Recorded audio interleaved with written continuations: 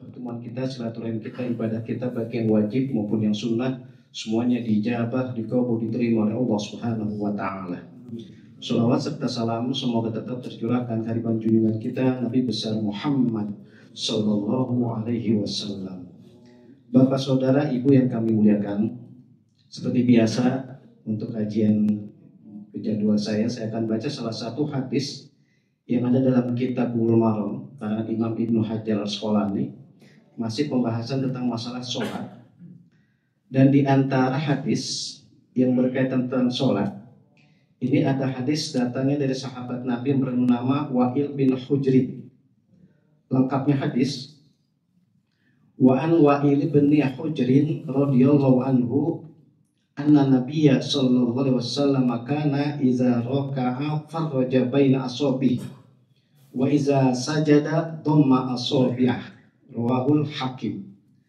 Bapak-bapak, saudara-saudara, ini ada hadis datangnya dari sahabat Nabi bernama Wa'il bin Hujrin. Dan ini salah satu hadis yang diriwayatkan oleh Imam Al-Hakim.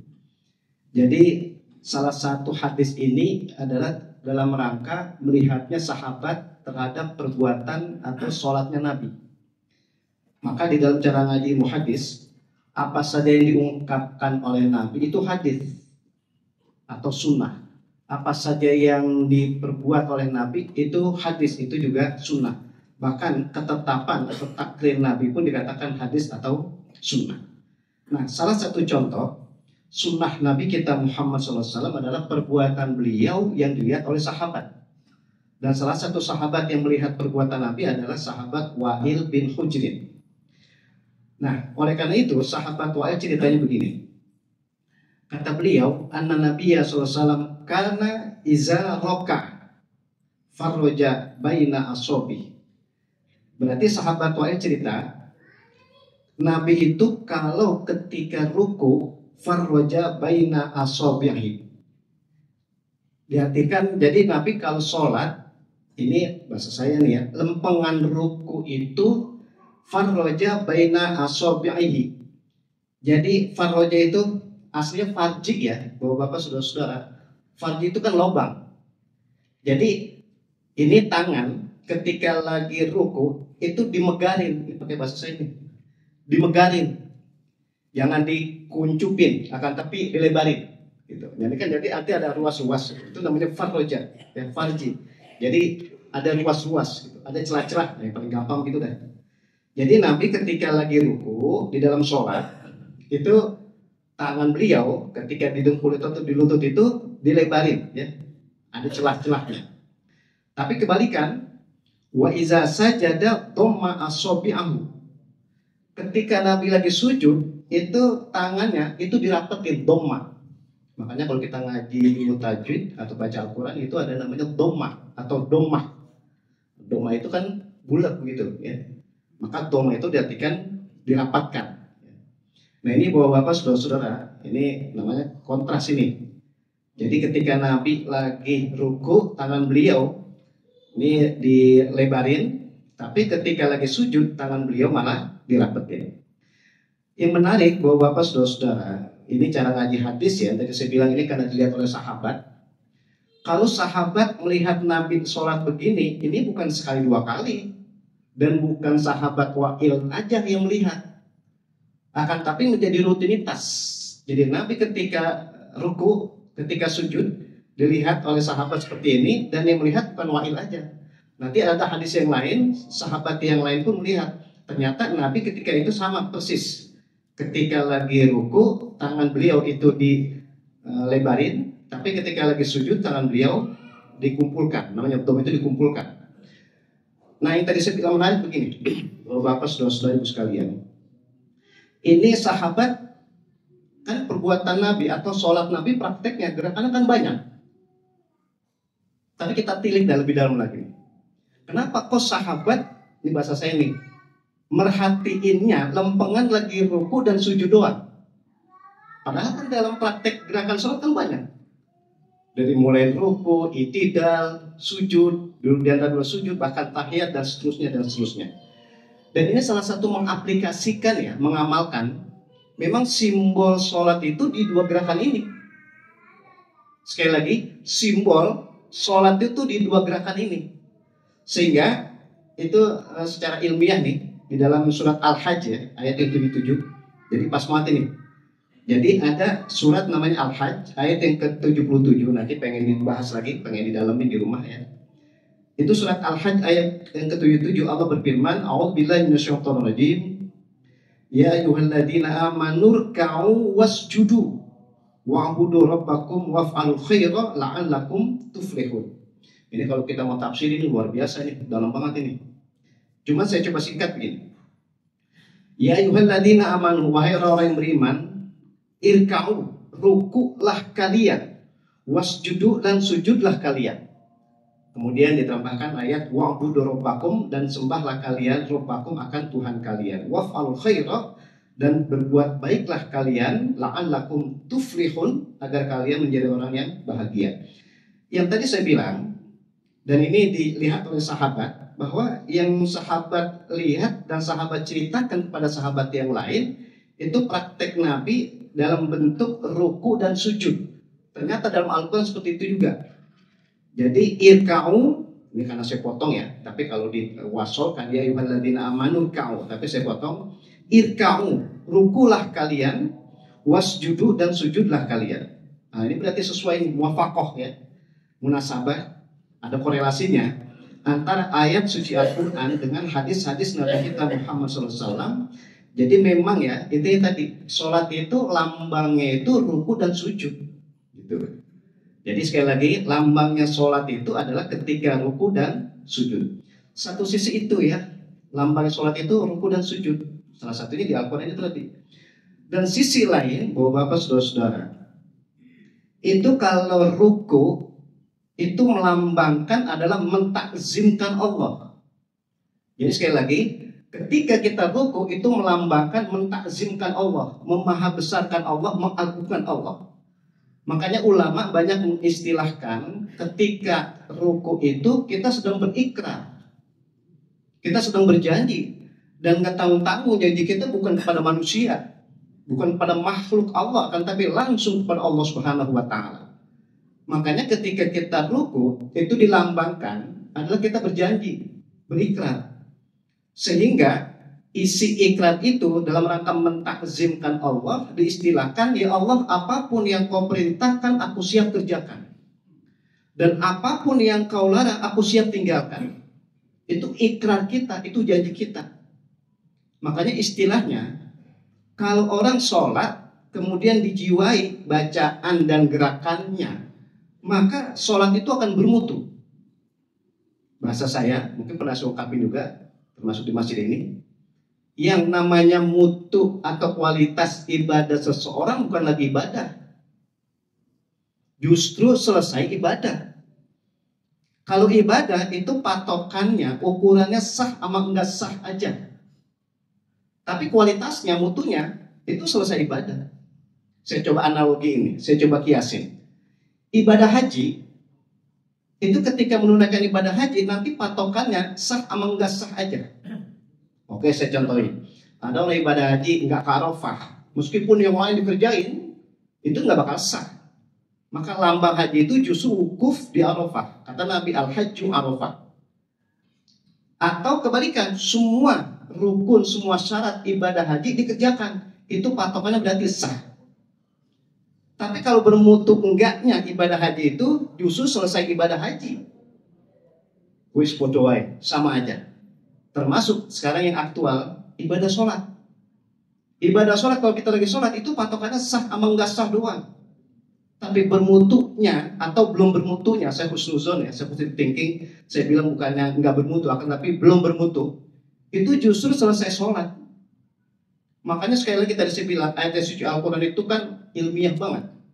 Di dalam Al-Quran, inna sholata tanha anil fahsya'i wal munkar. Sesungguhnya sholat itu dapat mencegah dari kemunkaran.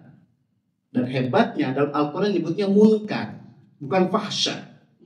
Emang beda banget. Al-fahsya, perbuatan dosa, perbuatan maksiat, tapi dilakukan dengan sembunyi-sembunyi. Itu fahsya. Tapi kalau munkar, perbuatan maksiat, perbuatan dosa yang dilakukan dengan terang-terangan. Makanya salah satu hadis, sekali lagi hadis yang otentik, hadis sahih kata Nabi, man ro'a minkum munkaron. Nabi nggak bilang man ro'a minkum fahsya, akan tapi munkar. Berarti kita wajib ya memberantas kemaksiatan, perbuatan dosa yang tampak oleh kita. Tapi kalau yang nggak tampak, itu artinya batin ya, nggak ada yang sanggup. Itulah tadi saya bilang keilmiahan ayat suci Al-Quran yang korelasinya dalam hadis di sini. Berarti lambang ya, sekali lagi, lambang sholat itu di ruku dan sujud. Dan ruku itu tadi lambang ketika kita berikrar, lambang ketika kita berjanji. Makanya sekali lagi ini cara mazhab fikih ya, Asy-Syafi'i ya. Kalau Asy-Syafi'i itu ulama-ulama yang bermazhab Syafi'i, tapi kalau saya nyebutnya Asy-Syafi'i berarti Imam Syafi'i langsung. Gini, di dalam kitab-kitab mazhab Syafi'i yang populer itu kan kalau di pesantren-pesantren itu ada kitab namanya Matan Abi Syuja. Matan Abi Syuja itu matanya aja, tapi dikomentarin kalau di bahasa Arabnya disyarahkan seperti kitab Fathul Qorib, nanti ada Kifayatul Akhyar, mungkin yang tebelan dikit dan banyakan dikit Fathul Wahab dan seterusnya. Itu kan semua syarah daripada Matan Abi Syuja. Berarti yang bermazhab Syafi'i. Itu ketika ruku kalau pandangan cara mazhab Syafi'i, ini saya mau contoh ini. Ini tulang, ini kan tulang apa Pak Koliban? Belakang leher kita nih. Punggung kali ya? Ya tekuk ya. Kan berarti tulang punggung. Tulang punggung kudu lempeng sampai tulang bokong. Apa? Pinggul berarti. Ini detail ya kalau cara ngaji fikih Syafi'i ini. Jadi ketika ruku itu antara tadi tuh tulang tekuk ya, di belakang leher ini, itu sampai tulang pinggul itu kudu lurus. Lurus itu lempeng gitu. Itu harus dibiasakan dari masih kecil, dibiasakan dari masih muda. Tapi kalau umuran kita nih yang di atas gojap, jangan coba-coba udah. Udah nggak bakal sanggup. Itu ketat ya dalam pandangan mazhab Syafi'i. Jadi kalau ruku itu begitu. Nah, kita dalamin lagi nih. Kenapa sih gitu-gitu banget? Gitu nih bahasa saya. Dalam pandangan mazhab Syafi'i, tulang belakang leher sampai tulang pinggul itu kudu lurus. Kan kalau dilurusin itu ada lambang keseriusan. Ada identiknya berarti serius ketika ruku. Dan ketika ruku serius fisik dalam waktu bersamaan, diseriusin juga batinnya. Makanya itu lambang tuh. Makanya kalau kita yang berpatokan pada mazhab Syafi'i, ini biasanya diajarkan di pesantren-pesantren ini. Bahkan mazhab Syafi'i itu kan umat Islam di dunia, kalau berpikir paling banyak bermazhab Syafi'i. Nah itu salah satu lambangnya tadi tuh. Dilurusin ya, belakang ini, dalam rangka itu tepat, dalam rangka apa tadi itu ya. Ketika ruku, maka ruku itu lambang dia betul-betul benar-benar berikrar. Makanya bapak-bapak, saudara-saudara, ibu-ibu sekalian termasuk saya nih, kita kalau sholat, kalau prakteknya aja, jauh-jauh sopone wong iso, siapapun bisa. Tapi penjiwaan sholat itu belum tentu semuanya bisa. Nah ini melalui hadis-hadis Nabi, tentu ya, utamanya dari ayat suci Al-Quran, bahwa kita itu bukan sekedar praktek ruku aja, akan tapi filosofisnya, hikmatnya, kenapa kok kita disuruh ruku? Nah itu bagian kita ini. Biar ketika kita sholat statusnya sah, dalam waktu bersamaan selesai sholat, perilaku kita dari mulai ucapan, dari mulai perbuatan kita itu sesuai ketika kita sudah janji dalam ruku tadi. Makanya saya contohnya satu nih, bapak-bapak saudara-saudara. Ada orang sholat 5 waktu, zuhur, asar, maghrib, isya, subuh, tapi maksiat ngapa jalan juga. Sholat, maksiat, jalan, sholat, korupsi, iya, maksiat. Apalagi judi dan sebagainya. Sholat tapi maksiat juga. Ini bahasanya apa? Dia ibadah juga, dia maksiat juga. Itu penyebabnya apa? Tidak ada penjiwaan. Kalau bahasanya tatbiq itu bahasa Arab, artinya penjiwaan. Nah, penjiwaan dalam ibadah itu sangat penting. Ya kalau saya mau sebutin banyak mah. Di antara ibadah-ibadah itu termasuk puasa. Kita kalau puasa menahan lapar dan haus dari subuh sampai maghrib, Lagi-lagi pakai bahasa Jawa nih, sopone wong iso, siapapun bisa. Tapi penjiwaan ibadah itu penting. Maka salah satu contoh nih, biar ada korelasinya nih. Kalau puasa, kalau dijiwai, itu sebetulnya adalah biar ada kepedulian sosial. Kan pernah suka juga waktu bulan puasa di sini. Jadi kita puasa itu sebetulnya adalah penjiwaan dalam perilaku kita. Sehingga orang kalau puasanya hebat, yang dianggap bermutu, itu setelah puasa ada kepedulian sosial. Dan kata-kata kepedulian sosial, jangan kepada orang lain dulu, akan tapi kepada zawil kurba dulu. Kalau kapasitas kita sebagai istri, semakin peduli sama istri. Kalau kita sebagai suami, semakin peduli kepada istri. Kalau kita sebagai bapak, semakin peduli kepada anak. Makanya zawil kurba itu sangat-sangat penting. Kalau udah zawil kurba, baru ke orang lain. Sama nih. Jadi ibadah sholat kita itu seperti itu sebetulnya. Filosofisnya, hikmatnya. Jadi bukan hanya gerakan aja, akan tapi di sana ada maksud. Biar ketika kita lagi ruku, itu kita janji, kita berikrar. Selesai kita sholat, yaitu kalau kita ingat ruku kita tadi, perintah apapun dalam Islam mudah dan bisa kita kerjain. Tapi mafhum mukhalafahnya, cara ngaji usul fikih, pemahaman kebalikannya, kemaksiatan apapun yang padahal kita bisa kerjain banget, tapi karena kita ingat kita udah janji pada Allah ketika ruku, maka kemaksiatan itu tidak akan kita lakukan. Itu berarti ibadah sholat kita bermutu. Nah ini salah satunya hikmat tadi. Kenapa kok sahabat cerita ketika Nabi lagi ruku aja. Karena itu tadi korelasinya ada dalam ayat suci Al-Quran. Itu yang pertama ya, Bapak-bapak, saudara-saudara. Yang kedua, ini yang dilihat oleh sahabat dan sesuai dengan Al-Quran tadi adalah sujud. Bapak-bapak, saudara-saudara sekalian, sujud itu lambang ya. Tadi bahasa saya kan lambang ini. Maksudnya lambang itu biar gampang memahaminya. Kalau sujud itu lambang penghambaan total. Lambang penyerahan secara total. Makanya secara fikih, bapak-bapak, saudara-saudara, masih dalam kitab Bulughul Maram ini ya. Itu Nabi diperintahkan ketika sujud 7 anggota tubuh harus nempel ke bumi. Ini mesti tanda kutip dulu nih. Nyebutnya ke bumi. Kenapa? Nanti akan saya ungkapin dikit-dikit nih. Jadi ketika sujud, orang kena orang, mau nggak mau, 7 anggota tubuh itu harus nempel ke bumi. 7 itu yang pertama adalah jabhah. Jabhah itu jidat. Kemudian 2, 3 tangan. Terus 4, 5 dengkul 2. 6, 7 ujung, saya nyebutnya ujung jari-jari apa jemari? Jempol, jari jemari ya. Kalau umumnya kan jari jemari, pokoknya ujung kaki. Makanya kalau ada orang sholat, 1 anggota tubuh yang 7 itu kagak nempel ke bumi, nggak sah sujudnya. Kalau sujudnya kagak sah, karena kan sujud itu rukun, maka nggak sah sholatnya. Oke, ingin saya contohin gitu tadi. Nabi nyebutnya jabhah. Nah, kenapa kok secara kenyataannya, realitanya nih, kalau orang sujud, itu hidungnya nempel juga. Padahal yang wajib cuma jabhah. Padahal yang wajib nempel cuma jidat.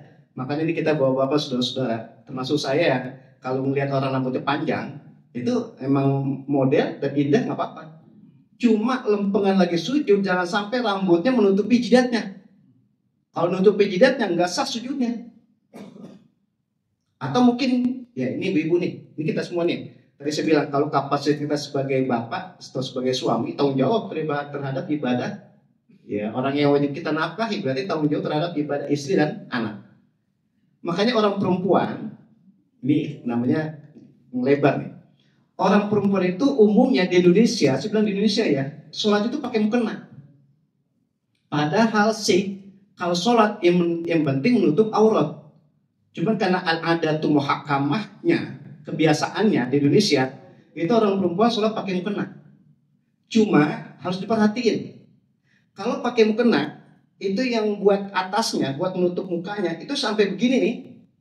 Itu sujudnya orang perempuan nggak sah. Kenapa? Sebab ketika dia sujud, itu jidatnya nggak nempel. Kenapa? Sebab terhalang oleh mukena. Tanggung jawab kita ini sebagai suami, tanggung jawab kita sebagai bapak yang punya anak perempuan. Atau Ketika lagi sujud, itu kan mukena begini Pak. Salah satu negatifnya nih, mukena itu ketika lagi di bawah sujud, ini kan karena lebar, kan ngambrak nih bahasa saya ini. Oke, bisa Betawi aja ngambrak, ya kan, lebar. Nah, kalau orang perempuan sujud di atas mukena itu nggak sah. Makanya kalau kebetulan mukenanya pas lagi mau sujud, lebar, itu harus dirapetin. Apa dirapet itu Pak? Dikumpulin, gitu. Itu kalau sujudnya di atas mukena nggak sah. Saya mau contohin kita ini kalau kebetulan sholat pakai sorban atau bawa sorban, udeng-udeng, sorban panjang, pas lagi mau sujud terhalang. Ketika kita buat sujud nggak sah. Nah itu berarti kecuali kalau dari awal memang taruh di bawah sebagai sutro, kan kita pernah bahas tuh sutro lain lagi ya. Tapi kalau waktu lagi sholat dipakai waktu diri ke atas terus pas ke bawah terhalang, itu nggak sah sholatnya. Maka yang maksud jabah itu adalah jidat doang. Gitu. Yang penting tadi jangan sampai terhalang. Nah yang menariknya ini masalah hidung. Dalam bahasa Arab anfun, al-anfu. Anfu itu hidung. Hidung itu bukan bagian daripada wajibnya ketika sujud harus nempel ke bumi.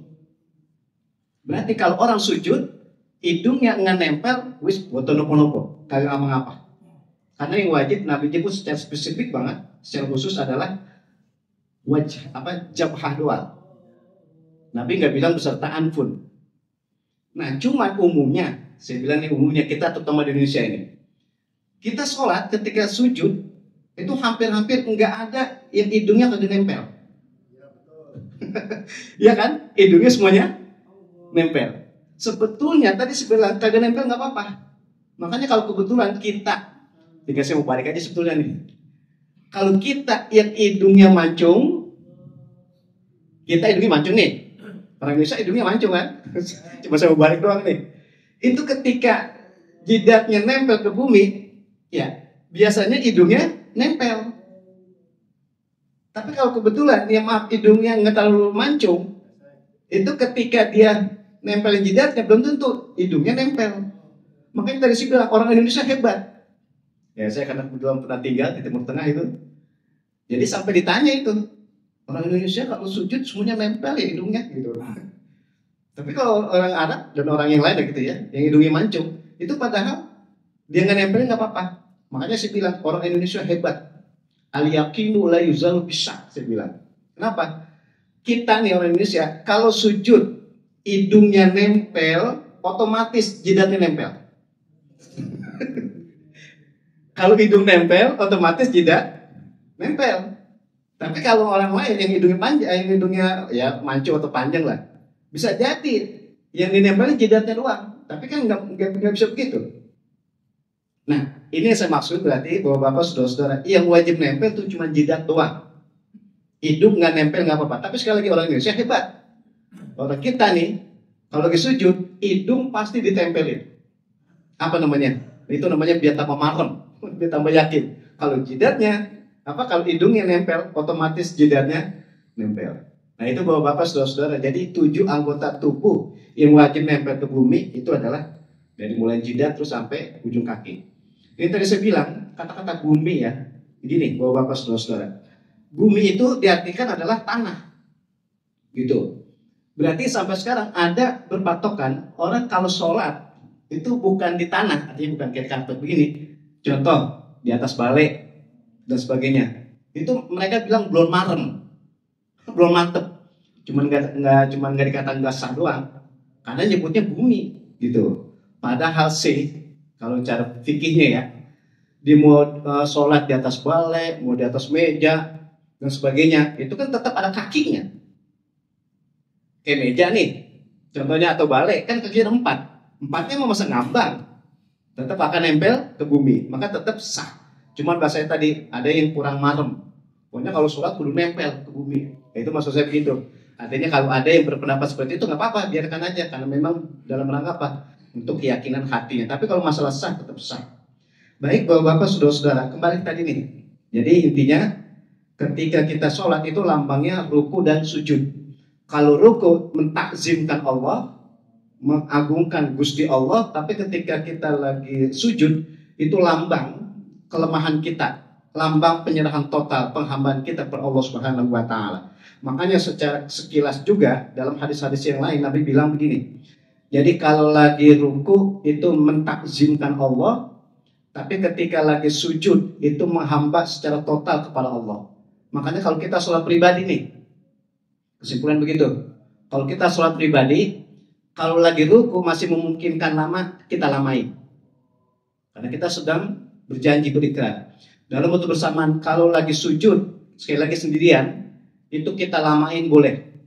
Bahkan waktu sujud itu di antara waktu yang mustajab untuk berdoa. Makanya nggak usah heran kadang-kadang ada orang sujud lama banget. Itu memang waktu yang pas untuk berdoa. Tapi sekali lagi, kalau sholat sendiri. Tapi kalau sholat berjamaah, ya terkhawatir ya. Ada yang belum biasa atau mungkin ada yang tergesa-gesa dan sebagainya. Jadi itu intinya.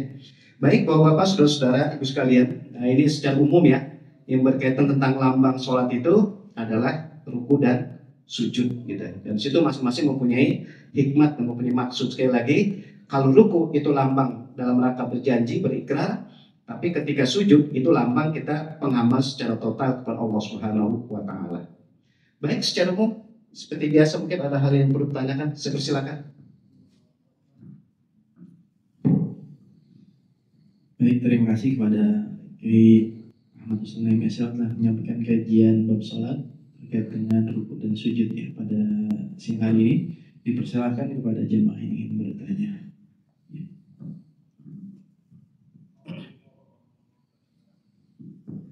Assalamualaikum warahmatullahi wabarakatuh. Waalaikumsalam. Mau tanya, Baik. pada saat sujud kan kita boleh waktu yang afdal untuk berdoa ya. Apakah doa itu boleh yang dari Al-Quran atau harus doa yang bukan yang dari Al-Quran, atau bisa harus bahasa Arab atau bisa selain bahasa Arab? Baik. Mungkin saya jawab dulu kali ya. Ya, baik gini. Betul dan pas itu. Jadi ketika sujud itu waktu mustajab. Oleh karena itu, kalau tadi saya bilang kalau sholat sendiri perbanyak doa ketika lagi sujud. Tinggal masih tadi sujud apakah pakai bahasa Indonesia, apakah bahasa Arab atau bahasa yang lain. Itu yang utama bahasa Arab. Jadi kalau berdoa itu yang paling utama adalah bahasa Arab. Opo maneh, apalagi bahasa Arab itu yang dalam bentuk doa yang ada di Al-Quran maupun hadis. Seminimalnya yang terkenal, yang populer, Robbana atina fid dunya hasanah itu, gitu. Jadi intinya, ketika lagi sujud itu waktu yang paling pas untuk kita berdoa. Dan saya ulang sekali lagi, untuk bahasanya bebas, tapi yang utama adalah bahasa Arab, gitu. Tapi kalau bukan bahasa Arab, itu maksud saya nih, seperti pakai bahasa Indonesia atau bahasa daerah, kadang kan gini Pak, Bapak-bapak, saudara-saudara, kadang kita berdoa itu ada yang lebih marem pakai bahasa daerah. Pakai bahasa dia yang paling marem, paling mantep. Silakan. Tapi kalau pakai bahasa selain bahasa Arab itu jangan kenceng-kenceng. Nah, nanti kalau kedengeran khawatir nanti ibadahnya bukan pakai bahasa Arab. Nah, nanti ada kekacauan. Nah, jadi ini tadi satu sisi betul pas lagi sujud itu waktu yang mustajab untuk berdoa. Adapun bahasanya itu yang diutamakan adalah bahasa Arab. Maaf nih, meskipun kita nggak paham. Kita baca doa pakai bahasa Arab, kita nggak paham. Itu kan ada sugestinya. Sugestinya karena apa? Dalam bentuk doa, dan itu pakai bahasa Arab adalah bahasa yang paling afdol untuk kita berdoa. Itu intinya tadi seperti itu. Jadi udah dua-duanya tuh. Pakai bahasa Arab terutama. Terus yang tadi yang bahasa Arab dan ya betul ya, kena dua-duanya ya. Jadi pakai bahasa Arab yang afdol, kemudian yang afdol itu adalah bahasa Arab yang doa itu ada dalam Al-Quran maupun hadis. Dan ini biasa kita baca udah. Itu intinya Pak. Monggo silakan mungkin ada pertanyaan lagi.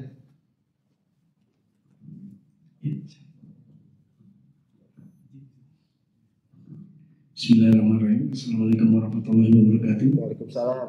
Izin bertanya Ustaz yang pertama, jika memang seseorang yang sering melakukan perjalanan melalui kendaraan naik bis gitu Ustaz. Nah dikatakan bahwa kita jika ada air itu kan lebih baik kita berwudu ya Ustaz dengan air. Ya. Nah apakah yang lebih baik dengan air atau dengan debu Ustaz pada saat kita melakukan perjalanan dengan menggunakan naik bis? Kemudian yang kedua, pada saat kita ruku adalah proses kita untuk merasa menghambakan kepada Allah Subhanahu wa Ta'ala. Apa hikmahnya Ustaz? Pada saat kita menjalankan kehidupan sehari-hari ini kan kita selalu melakukan suatu kesalahan. Bagaimana kita strateginya untuk mengkorelasikan pada saat kita menghafal di sholat dengan kehidupan kita setelah sholat. Terima kasih. Yang pertama, ini wudu identik kan dengan air.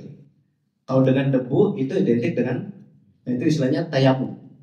Wudu itu identik dengan air, tapi kalau tayamum identik dengan debu. Nah, untuk di bis, ya, itu kalau masih ada potensi, ada peluang nanti kita berhenti di suatu tempat, rest area dan sebagainya, itu maka belum cukup kita tayamum. Berarti tetap harus wudu, gitu. Kecuali, ini saya contohnya nggak tanggung-tanggung ini, lagi di pesawat, kita pengen sholat, kalau pakai air jadi banjir ntar di pesawat, maka kita wudu aja. Wudu itu diganti dengan tayamum. Atau di kereta, kita nggak memungkinkan, ya lagi-lagi repot ribet wudu di kereta, akhirnya kita tayamum itu boleh. Jadi satu sisi lihat situasinya dulu. Kalau memang memungkinkan kita berhenti di suatu tempat untuk wudu, ya wudu, lebih afdol gitu ya. Makanya tayamum itu kan sekedar buat solusi aja, gitu. Nah, jadi intinya tadi untuk tayamum itu kalau masih bisa dan memungkinkan wudu, ya wudu dulu. Kecuali karena keterbatasan tadi ya. Mungkin kita kalau pakai air terlalu banyak, ntar untuk air yang penting malah habis. Atau mungkin maaf nih, kalau kurang sehat, sakit. Bapak-bapak sudah pernah dengar nggak ada namanya penyakit gidu? Nah, penyakit gidu kan penyakit yang kulit itu, yang gatal, kalau kena air tambah gatal atau mungkin lambat untuk sembuhnya. Nah, itu boleh tayamum, gitu. Makanya sering saya bilang, mudah-mudahan kita nggak tayamum. Tayamum itu kan solusi aja, tapi usahakan kita berwudu. Itu ya fikihnya begitu. Yang kedua, masalah apa tadi yang kedua ya? Oh ya, gini, semalam pas saya ngisi pengajian di salah satu daerah di Lebak Bulus. Itu ada hadis begini isinya. Khair ummati iza asa'u istaghfaru. Kata Nabi, ini hadis otentik dari Sahih. Sebaik-baiknya umatku kalau berbuat salah, berbuat khilaf, bahkan level tertinggi berbuat dosa, itu istighfaru, beristighfar. Jadi intinya gini, ada taubat, ada istighfar. Bedanya, kalau taubat, orang jelas-jelas habis berbuat maksiat. Tapi kalau istighfar, orang habis berbuat maksiat atau orang habis berbuat kebaikan. Makanya Nabi sampai la tada'anna. Ini cara ngaji ilmu nahwu itu taukidnya dua itu. Jangan sampai kau tinggalkan. Selesai sholat wajib itu istighfar 3 kali. Bahasa mudahnya berarti habis berbuat kebaikan aja, habis beramal soleh aja, habis ibadah aja, kita dianjurin banget, saya pakai bilang banget ini kadang akad, dianjurin banget untuk istighfar. Opoman apalagi habis berbuat maksiat. Nah menariknya berarti tadi dalam hidup dan kehidupan, ini pakai bahasa saya ya, nyari manusia yang hidupnya senang terus-terusan, boten enten, nggak ada. Nyari manusia yang hidupnya terus menderita juga nggak ada. Itu kausalitas. Suatu saat kita bahagia, suatu saat kita menderita dan sebagainya. Tapi hebat tadi begitu. Ketika kita mendapatkan sesuatu yang bahasanya tadi berbuat khilaf, berbuat salah dan sebagainya, kita cepat-cepat istighfar. Nah berarti istighfar itu motivasi. Bapak-bapak, saudara-saudara. Jadi dengan istighfar itu, tadi saya bilang kan, bukan habis berbuat maksiat aja kan. Habis ibadah kita beristighfar. Jadi istighfar itu motivasi biar kita nggak pesimis, biar kita nggak putus asa. Dalam segi apa aja? Penyakit, dalam segi usaha, dalam segi apa aja. Jadi maksudnya, kalau cuma saya nggak bilang aja, istighfar itu obat. Jadi istighfar itu obat. Ya kan manusia kan nggak selama-lamanya senang hidupnya. Makanya coba dah di masyarakat, kalau ada apa-apa bilang istighfar. Astagfirullahaladzim, astagfirullahaladzim. Nah, itu menandakan berarti dalam mengarungi hidup dan kehidupan, atau mungkin ada sesuatu yang belum tercapai sama kita, itu kita disuruh introspeksi itu, muhasabah. Melalui apa? Istighfar. Makanya saya mau tutup nih. Bahwa Bapak, saudara-saudara, ibu sekalian, ini kalau kita contohnya ada sesuatu yang kita inginkan belum juga tercapai, baik kita sebagai suami istri atau anak sama orang tua, itu jangan menyalahkan usaha kita aja. Akan tapi kita disuruh muhasabah, kita disuruh introspeksi. Bagaimana hubungan kita kepada istri atau istri kepada suami, hubungan kita kepada orang tua. Oh, panjang banget ini kalau suruh bicara. Makanya salah satu kata Nabi, yaqta'u rizqa, yang menyebabkan terputusnya rizki itu adalah adanya anak yang memutus silaturahim kepada orang tua. Kita sebagai anak wajib terus menyambung silaturahim kepada orang tua, baik orang tua masih hidup maupun sudah wafat. Maka saya bilang itu sebagai obat istighfar itu. Dengan demikian mudah-mudahan ya apa saja yang kita kehendaki tercapai. Andai kata belum tercapai, ini muhasabah introspeksi. Kita paling minimal aja dah. Jangan sampai kita memutus silaturahim kepada orang-orang tua kita, baik orang tua kita masih hidup maupun sudah wafat. Mudah-mudahan hidup kita bahagia dan orang-orang tua kita pun diberikan cucuran rahmat maghfirah dan Allah Subhanahu wa taala. Amin ya rabbal alamin. Mungkin ada, silakan. Ya, terakhir. Baik, silakan.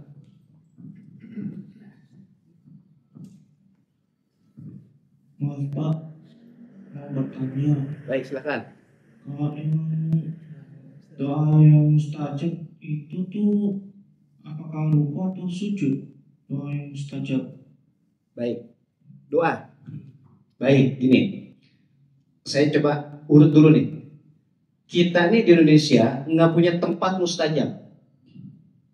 Beda kalau kawan-kawan kita kemarin lagi pada haji. Ada waktu dan ada tempat mustajab.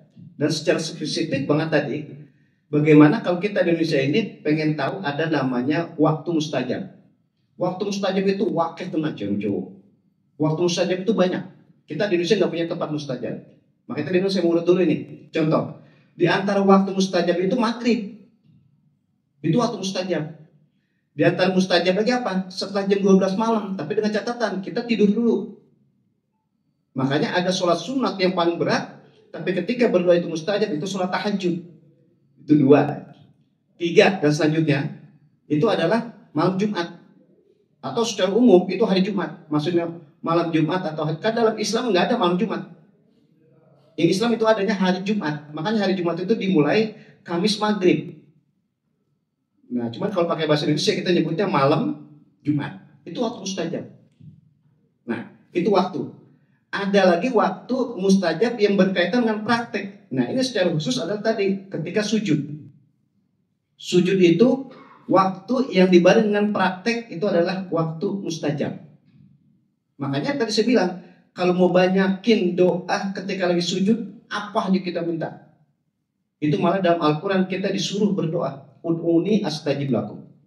Nah, terakhir praktek sholat kita nih, di antara waktu dan praktek untuk mustajab dan dianggap mustajab doa kita setelah membaca tahiyat. Ini mudah-mudahan nih kita diberi umur panjang ya. Dalam waktu kesempatan yang akan datang kita akan lebih dalam lagi nih membahas ini nih. Jadi selesai tahiyat. Jadi selesai tahiyat sebelum salam itu di antara waktu mustajab. Makanya selesai tahiyat itu kadang-kadang kita nggak usah heran. Ada orang habis tahiyat dia nggak langsung ngucapin salam. Tapi dibanyakin doa. Dan saya populerkan dari dulu itu, di antara doa yang mustajab adalah setelah tahiyat sebelum salam minimal doain orang tua. Rabbi firli wali walidayya warhamhuma kama rabbayani shaghira. Baru kita ngucapin salam. Assalamualaikum warahmatullahi wabarakatuh. Jadi itu maksud saya ya. Jadi tadi saya urut itu. Ada waktu, ada tempat mustajab. Tapi kita di Indonesia punya waktu mustajab aja. Tapi ada waktu mustajab yang berkaitan tentang gerakan di dalam ibadah sholat. Itu tadi khususnya adalah ketika sujud. Saya tambahin, itu adalah ucapan setelah tahiyat sebelum salam. Itu waktu mustajab. Itu intinya. Baik, Bapak-bapak, saudara-saudara, mungkin ini aja ya. Insya Allah ada hikmat dan manfaatnya.